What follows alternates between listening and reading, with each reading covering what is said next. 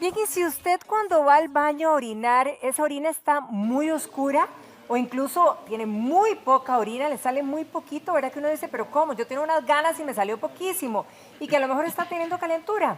Ojo, ojo, porque se puede encender la alarma de sus riñones.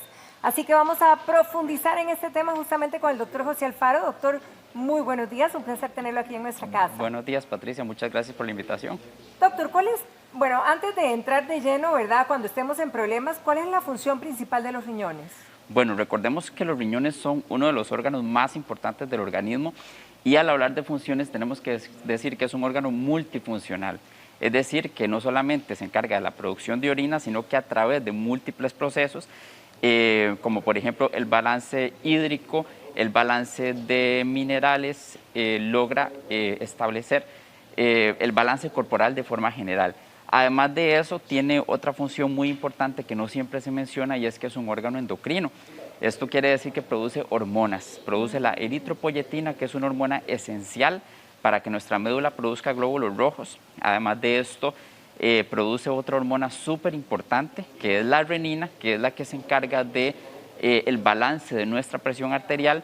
Y también otra muy importante que no se menciona tampoco es la vitamina D. El metabolito activo de la vitamina D se produce en el riñón, que es el encargado, o más bien la encargada de la estabilidad de lo que es el calcio a nivel de nuestro sistema Es óseo. sumamente Muy importante. importante. Ahora, ¿cuáles serían las señales que pueda dar nuestro cuerpo de que algo anda mal con los riñones? Desde luego, pueden haber muchísimos síntomas, ¿verdad? Los principales que podemos observar es cambios a nivel del paladar, como por ejemplo sabor metálico, un olor que se percibe como amoníaco. También podemos observar fatiga, cansancio, palpitaciones.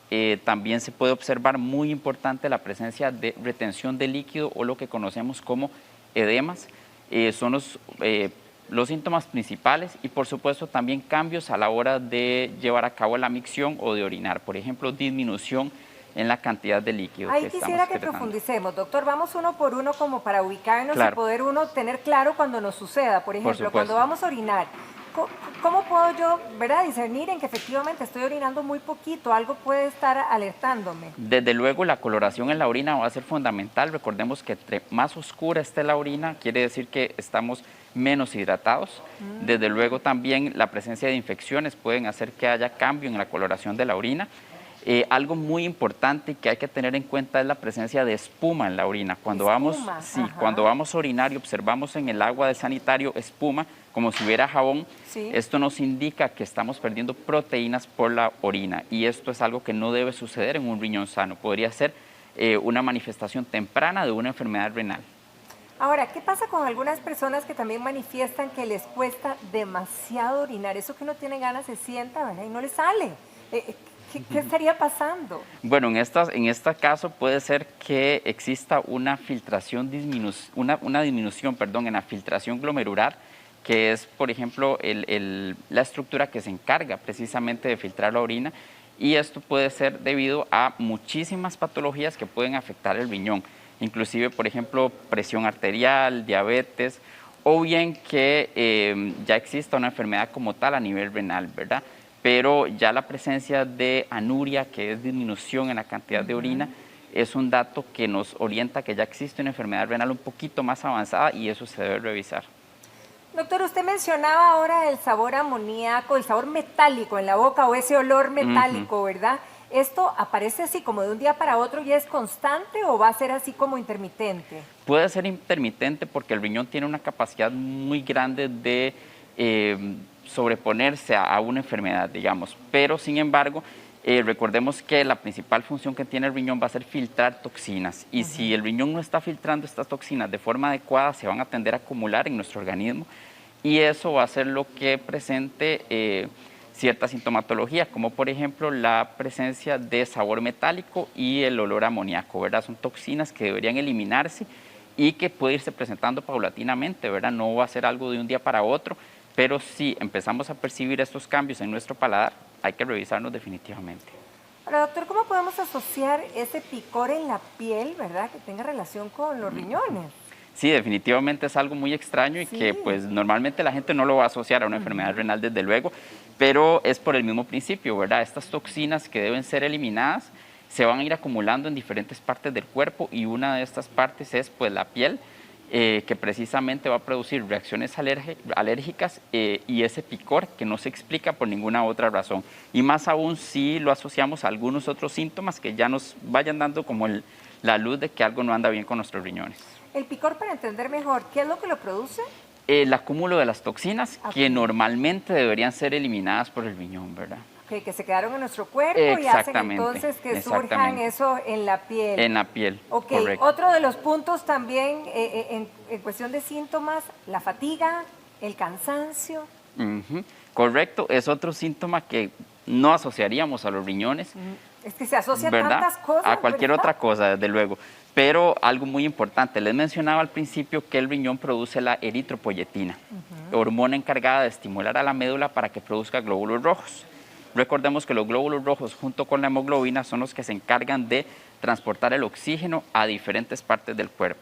Si yo tengo una alteración en mi riñón, voy a tener deficiencia de la eritropoyetina y por ende disminución de los glóbulos rojos. Entonces no me va a llegar oxígeno a mi cerebro, a mis músculos, me voy a cansar con facilidad precisamente por esa disminución en la producción de glóbulos rojos, es decir, la presencia de anemia. Y la anemia va a ser como el punto que nos dice por qué me siento cansado, débil, tengo poca tolerancia a hacer actividad física e inclusive en casos muy avanzados podemos presentar inclusive palpitaciones. Ahora, ¿qué pasa, por ejemplo, con todas las personas que manifiestan que se les inflama, que se les hinchan muchísimo las piernas, sobre todo como de aquí para abajo y los pies, ¿verdad? ¿Es retención de líquido o qué pasa? Correcto, recordemos que la función principal, bueno, entre filtrar toxinas va a ser también el balance hídrico del cuerpo, es decir, retener el líquido que necesitamos y eliminar el exceso. Si el riñón no está llevando a cabo esa filtración adecuada de líquido, ese líquido se va a llegar a extravasar al espacio intersticial y es ahí donde vamos a observar edema, que es lo que se conoce como hinchazón en las extremidades. ¿Qué es lo que estamos viendo en estos piecitos que es tenemos correcto. En pantalla, ¿verdad? Aquí podemos ver claramente un cuadro de edema y esa depresión que se ve en la piel ahí se llama signo de fobia y se queda cuando nosotros realizamos presión sobre la zona que se encuentra inflamada. Y precisamente esa es la extravasación de líquido que podría ser una señal de que los riñones no están trabajando. Se puede presentar tanto en extremidades, pero también inclusive a nivel pulmonar.